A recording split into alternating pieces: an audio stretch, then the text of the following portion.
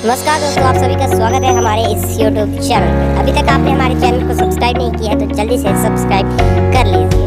तो आज का जो कंसेप्ट है वो है कि बिलासपुर की जो अल्ट्राटेक कंपनी है उसमें अगर रोजगार की कोई सुविधा नहीं मिली तो ग्रामीण करेंगे आंदोलन। तो आइए दोस्तों सुनते हैं हमारे रिपोर्टर अवधेश भारद्वाज की बात। डेली क्राइम नेशनल न्यूज में मैं रिपोर्टर अवधेश भारद्वाज एक बार फिर से जिला बिलासपुर के रानी कोटला गांव से जनता की समस्याएं और उनके विचार बुलंद करने के लिए यहाँ उपस्थित हुआ हूँ।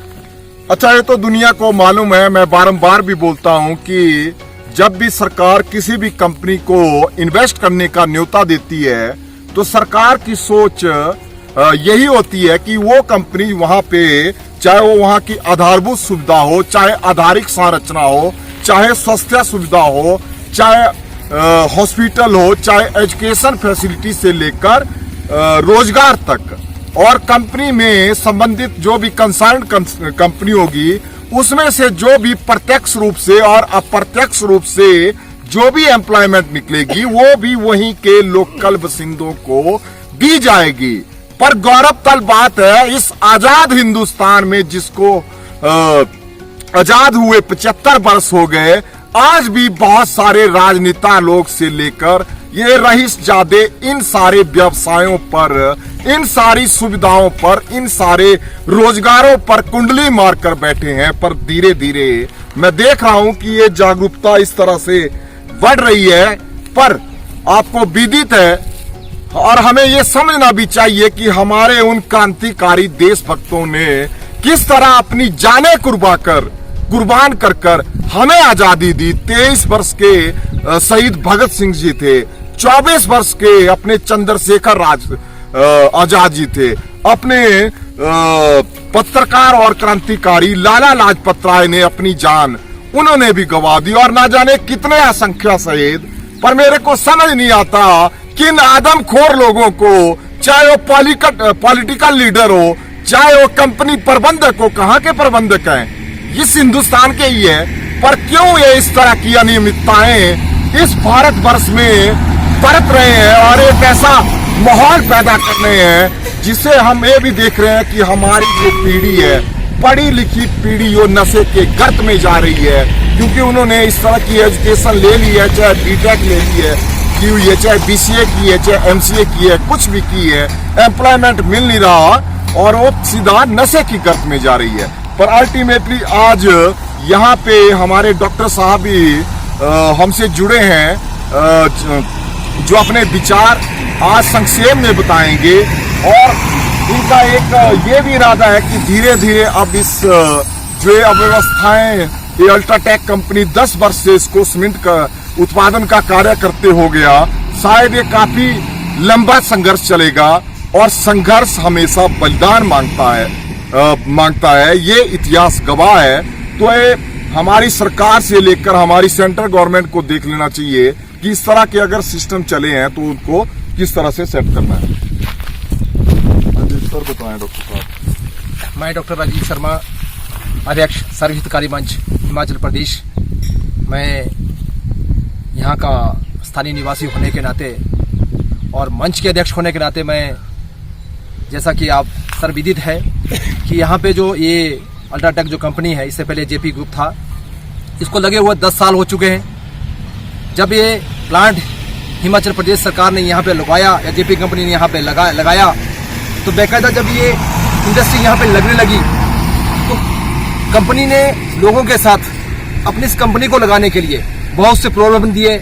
हम वैसा कर देंगे, हम आपको हेल्थ की सुविधा देंगे, हम एक अच्छा हॉस्पिटल आपको बनाएंगे, हम आपको अच्छी एजुकेशन देंगे, हम आपको रेट जमीनों के अच्छे रेट देंगे, हम आपके लिए इतना प्रतिशत काम देंगे। ऐसी विभिन्न जो प्रलोभन दिए गए, और आपको 80%, आपको जैसे पता ही है, जब ये सीमेंट प्लांट लगा तो एक बड़ा MOU साइन हुआ जिसमें अच्छी एजुकेशन, अच्छी हेल्थ की बात हुई, एक 80% एम्प्लॉयमेंट की बात हुई। मैं कहना चाहता हूं, मैं आपके माध्यम से हिमाचल प्रदेश सरकार से और अल्ट्राटेक सरकार से, अल्ट्राटेक जो इस कंपनी से मैं आपको इनको बताना चाहता हूं कि इस कंपनी में यहाँ का जो स्थानीय युवाओं को सिर्फ 5% से भी तो रेगुलर एम्प्लॉयमेंट नहीं है, उसको भी ठेकेदारों के पास एम्प्लॉयमेंट दिया गया, जो एक बहुत ही मतलब निचले निम्न स्तर का जो एक वो वर्क है। तो मैं चाहता हूं कि यहाँ के लोगों को जो वर्क रोजगार मिलना चाहिए था। यहाँ के हमारे बच्चे, मैंने इससे पहले भी बहुत दूसरे मंचों में भी ये कहा है कि यहाँ से जो हमारा जो 10 पंचायतों का जो ये एरिया है, ये आर्थिक रूप से जो है बहुत ही जो है ये निम्न स्तर, आर्थिक रूप से हमारे यहाँ के जो लोग थे इतना उनका हाई लेवल स्तर नहीं था। आर्थिक रूप से को थोड़ा कमजोर स्तर होने के नाते यहाँ के लोगों को इस कंपनी के लगने से एक ऐसी आशा बनी थी कि हमारा जो यहाँ के लोगों का आर्थिक स्तर ऊपर बढ़ेगा, उठेगा, लोगों को, हमारे युवाओं को एम्प्लॉयमेंट मिलेगा। उसके बजाय में एम्प्लॉयमेंट तो कहाँ मिला, लेकिन लोगों को फिर एम्प्लॉयमेंट मिलने के पश्चात लोगों को ये छोटी आशा हो गई कि चलो हमारे को ट्रक के रूप में या गाड़ियों के, हमारे भाइयों को ट्रक जो यहाँ पे जो काम ढुलाई के रूप में मिलेगा, उससे जो कुछ रोजगार यहाँ उत्पन्न होगा। लेकिन हुआ उसके विपरीत। लोगों को गाड़ियां जो यहाँ पे इतनी ज्यादा हो गई कि उसके जो क्या जो रोजगार के रूप में जो यहाँ का लोगों को जो किराया मिलना था वो कम, धीरे धीरे जो हो उसकी परसेंटेज कम होती चली गई। और आज की तारीख में लोगों ने लाखों रुपया खर्च करके आज की तारीख में लोग जो सड़कों पे आ चुके हैं। मेरा हिमाचल प्रदेश सरकार से, मेरा अल्ट्राटेक सरकार से ये निवेदन है कि जो यहाँ के जो स्थानीय युवा हैं उनको रोजगार देने के लिए आप सोचें, अन्यथा यहाँ का जो युवा वर्ग है सड़कों पे आएगा। सरकार के सामने अल्ट्राटेक के लिए भी ये चेतावनी होगी कि आने वाला समय और जो ये आज की तारीख में जो यहाँ का जो समय जिस तरह लोगों सड़कों पे आ रहे हैं, चाहे और ट्रकों के स्वरूप में भी जो बेरोजगारी पनपती जा रही है, और यहाँ के जो लोग बाहर बेचारे काम कर रहे हैं आज की तारीख में, जैसे कोरोना के समय से अब वो लोग भी बाहर से यहाँ घर में आ चुके हैं। कहीं ना कहीं सरकार को इस गंभीर विषय के भी बारे में सोचना बहुत जरूरी है। एम्प्लॉयमेंट के लिए इस कंपनी में जो बाहर के लोग हैं या बाहर जो भी यहाँ बाहर से लोग यहाँ पे लगे हैं, हम उनकी आशा है कि यहाँ हमारे स्थानीय लोगों को यहाँ रोजगार प्रदान किया जाए। उसके लिए हम संघर्ष करेंगे, इसमें दो राय नहीं। मलोखर से लेकर यहाँ डोबा तक यहाँ के जो यहाँ का एरिया है, जो भी सारा सराउंडिंग का एरिया है, ऐसा नहीं है, पर यहाँ के जो स्थानीय लोग हैं उनको यहाँ रोजगार दिया जाए। और जो हमारा जो ट्रकों जो ये जो परसेंटेज जो डिवाइड किया गया था, परसेंटेज ऑफ वर्क जो डिसाइड किया गया था जो ट्रांसपोर्ट का, उसको भी इंक्रीज किया जाए। उसके साथ साथ मैं कह रहा हूँ कि अल्ट्राटेक कंपनी ने जो अपना प्रॉमिस किया था कि हम जो है खासी से लेकर नीचे तक जो है जाबल पुल तक जो इसको जो क्या नाम करेंगे, रोड को की व्यवस्था अच्छी करेंगे। लेकिन पिछले 10 सालों से इस रोड का जो हालत है वो आपके सामने है। गाड़ियों जो चल रही है, लोगों की छोटा मोटा जो काम मिल रहा है वो उनका काम जो है इन सड़कों में ही खत्म हो रहा है। गाड़ियों का काम कराने के लिए 1 हफ्ते के बाद काम कराने के लिए गाड़ियां हो जाती हैं। उसमें ट्रक जो मालिक है वो क्या कमाएंगे, क्या खाएंगे, ये सबके सामने है। उसके साथ साथ यहाँ का जो रोडों की जो धूल है, जिन लोगों ने गाड़ियां डाली हैं, तो वो जाने। उसके साथ साथ लोगों को जो यहाँ का जो लोकल है, जिसका बेचारे का कुछ नहीं गया, उसका जो घास पत्ती है, उसका जो दूसरा घास पत्ती है, वो बिल्कुल इसके धूल से जो है मक्की जो लोगों ने बीजी है वो भी घास से भर चुकी है। लोगों के घर मकान जो है वो जो है धूल से भर चुके। यहाँ पानी के नाम पर कंपनी ने वादा करती है, जब कोई बात करता है तो कंपनी वादा कर देती है कि हम जो है 2 वक्त पानी डालेंगे, लेकिन कोई नाम मात्र के लिए किसी भी एक व्यक्ति को आप पूछ लो, कोई पानी डालने के नाम पर जीरो है।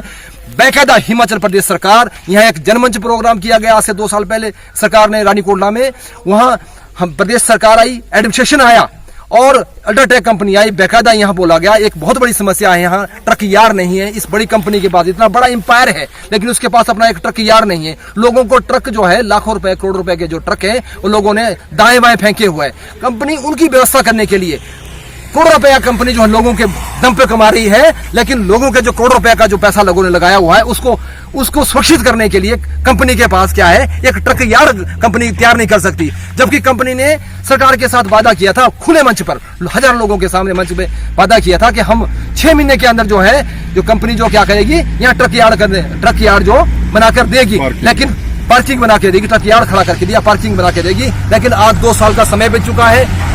ये समस्या ज्यों की त्यों है। लोग दाएं के बाएं लोगों के जो ट्रक खड़े हैं, कभी कोई तेल चोरा जा रहा है, कभी टायर जो है लोगों के ट्रकों के टायर ले जा रहे हैं, और लोग जो है वो समस्या वैसी की वजह ना कंपनी सुन रही है, ना ये ट्रक ये जो ना सरकार सुन रही, ना प्रशासन सुन रहा है। हमारा इस आपके चैनल के माध्यम से मैं सरकार को, कंपनी को, प्रशासन को यहाँ से हम चेतावना चाहते हैं कि विद इन टाइम 1 महीने के अंदर अंदर हम प्रशासन से मिलेंगे, सरकार से मिलेंगे, ड्रग कंपनी से मिलेंगे कि ये जो समस्या है, चाहे वो ट्रक यार्ड की समस्या है, चाहे वो ट्रांसपोर्ट, ये जो आपका ये जो धूल जो हम खा रहे हैं इसकी समस्या है, चाहे एम्प्लॉयमेंट की समस्या है, जो 3 समस्या है बहुत बड़ी समस्या है। इन तीनों के निराकरण के लिए जो कंपनी जिसके लिए जिम्मेदार है और कंपनी को करना चाहिए, उसके लिए हम कंपनी को लाइबिलिटी है, दिस इज लाइबिलिटी होता कंपनी। हमारे पास एक हेल्थ के लिए कंपनी ने अपने कंपनी के अंदर अपने हेल्थ इंस्टीट्यूशन बना दिया, जबकि हम धूल खा रहे हैं। कंपनी को चाहिए था कि खांसी के अंदर एक अच्छा हेल्थ इंस्टीट्यूशन बनाए और एक हेल्थ इंस्टीट्यूशन बनाए और उसके साथ साथ एक अच्छा एजुकेशन बच्चों की पढ़ाई के लिए जो यहाँ के जो ट्रक के जो है एक अच्छा स्कूल का इंस्टीट्यूशन हो, एम्प्लॉयमेंट का मुद्दा हो। ये लाइबिलिटी है, this is the liability of the ये कंपनी, ये कंपनी की लाइबिलिटी है, उसकी बनती है, अधिकार है, लोगों का अधिकार है, इसको मिलना चाहिए। और साथ ही साथ एक जो यहाँ पे ट्रक यार्ड जो लोगों जो करोड़ रुपया जिस बेस पे कंपनी करोड़ रुपया कमा रही है, वो ट्रक यार्ड यहाँ पे जो बनना चाहिए लोगों की सिक्योरिटी के लिए। हम सरकार को चेतावनी दें कि विदिन महीने के टाइम यहाँ का युवा वर्ग सड़कों पे आएगा। आप इसके विषय में सुने, हम सरकार को भी एक मेमोरेंडम देंगे, हम प्रशासन को एक मेमोरेंडम देंगे और कंपनी को भी देंगे। उसके बाद सरकार नहीं करती है, यहाँ का युवा वर्ग, यहाँ का ट्रांसपोर्ट वर्ग सड़कों पे आएगा। इसके लिए जिम्मेदार सरकार होगी, प्रशासन होगी और एक कंपनी होगी। पंडित जी, आपकी आवाज धन्यवाद। शाम को प्रशासन सुन लेगा न्यूज के माध्यम से। अच्छा सर, बताएं आप।